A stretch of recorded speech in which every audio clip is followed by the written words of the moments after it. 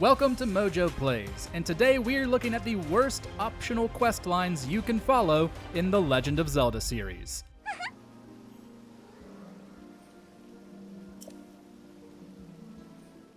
But before we dive into it, we publish new content all week long. So be sure to subscribe and ring the bell to get notified about our latest videos. The Collectathons. I didn't want to load up this list with different collectible quests since most of them are so similar, and you're under no obligation to continue doing them once you've gotten the rewards you want. But ask any completionist, and chances are good they'll list these as their least favorite parts of the game. 100 gold sculptulas from Ocarina of Time, 60 Poe souls and 24 golden bugs from Twilight Princess, 100 of Mother Maiamai's missing children from A Link Between Worlds, 50 rabbits from Spirit Tracks. Hunting these little things down to dig into every corner can grow extremely tedious, and going for all of them is never worth it. Of course, this reached peak player annoyance in Breath of the Wild and Tears of the Kingdom with all those damn Koroks.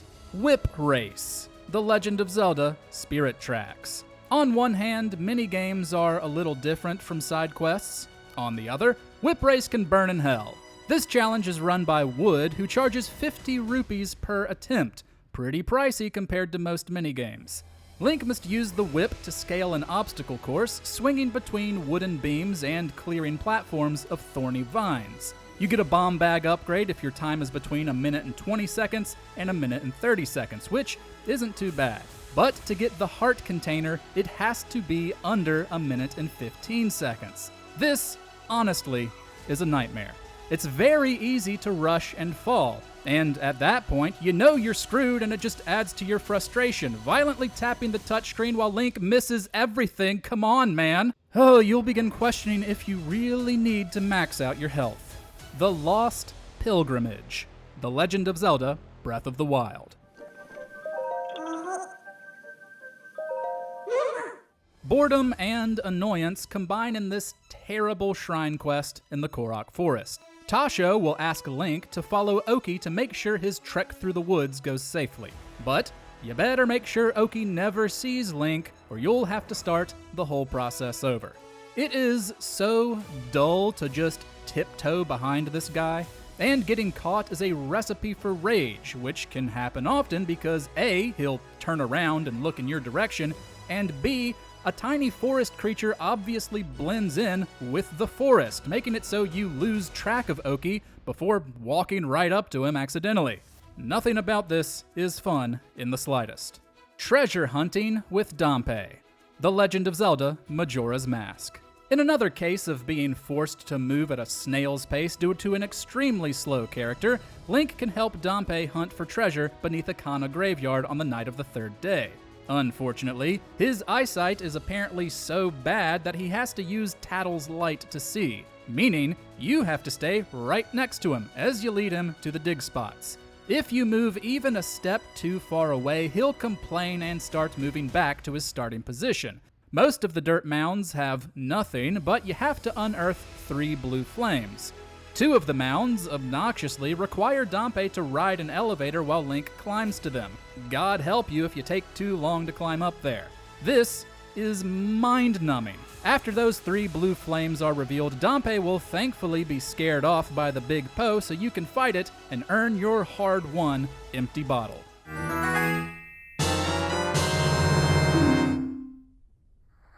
Fledge's Workout, The Legend of Zelda, Skyward Sword. As much as I'd like to admire Fledge and his minor arc of growth, Nintendo chose to put it inside a pretty lame quest.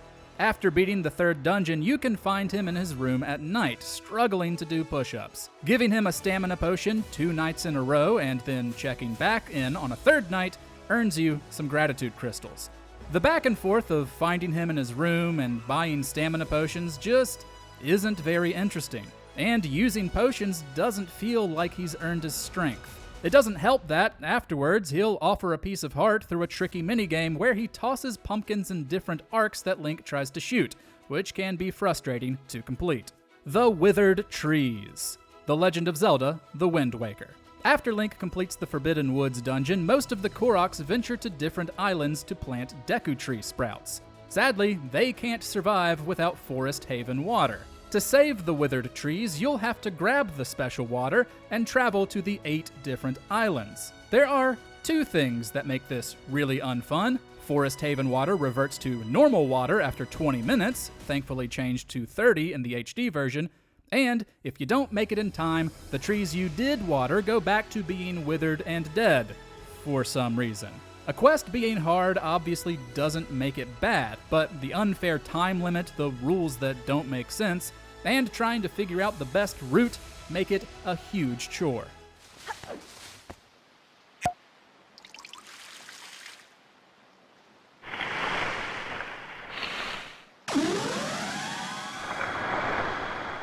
The heart-pounding Gravedigging Tour.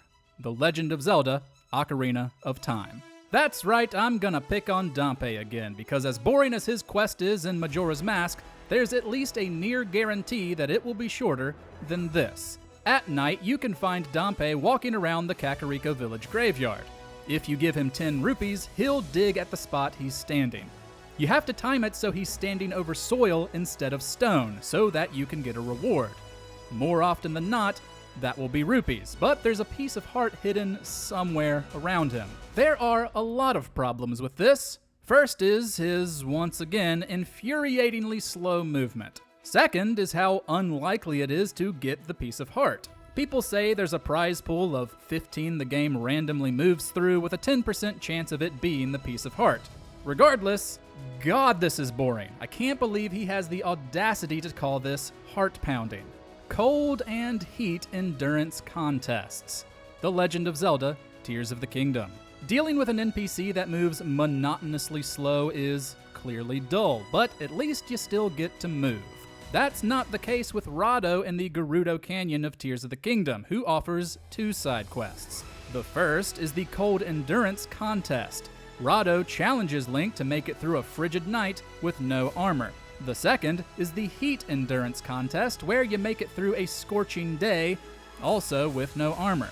Knowing how to win is easy. Either make a long-lasting meal that deals with either effect, or fuse a hot or cold material to a weapon or shield. What makes these quests bad is that, well, you're just standing there for like 16 minutes in total. The game already hammers you over the head with the importance of surviving during rough weather, so why Nintendo thought anyone would want to do this is beyond us. Special Delivery. The Legend of Zelda, Breath of the Wild. For some reason, the English localization team of Breath of the Wild chose to take something relatively innocent in the Japanese version and make it so much worse. After completing Divine Beast Va Ruta, you can find Finley on the Bank of Wishes. The Zora girl wants you to follow and protect a barrel with her love letter inside as it travels down the river, to see who she's been corresponding with. Once you do, you meet Sasan, a grown Hylian man. Yeah, this quest is all kinds of creepy and uncomfortable.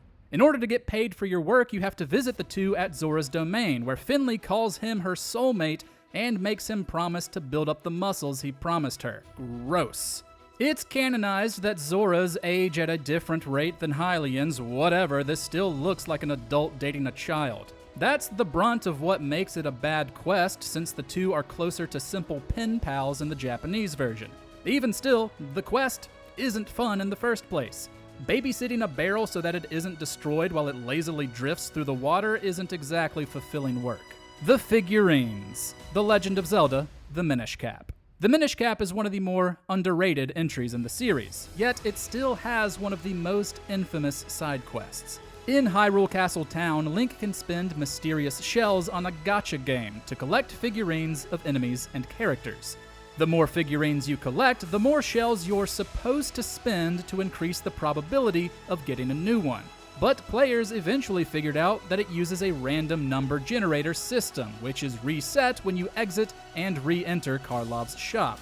Meaning, you actually need to pass a threshold of shells in order to not get a duplicate, and that the probability percentage is misleading. In other words, it's a broken system that makes you grind for mysterious shells. Adding insult to injury, there are 130 figurines you need to unlock in order to get a piece of heart, which most of us probably didn't get because of this completely unfun side quest.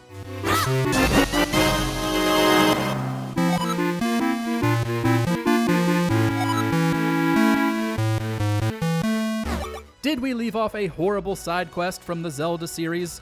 Well, head to the comments and tell us about it.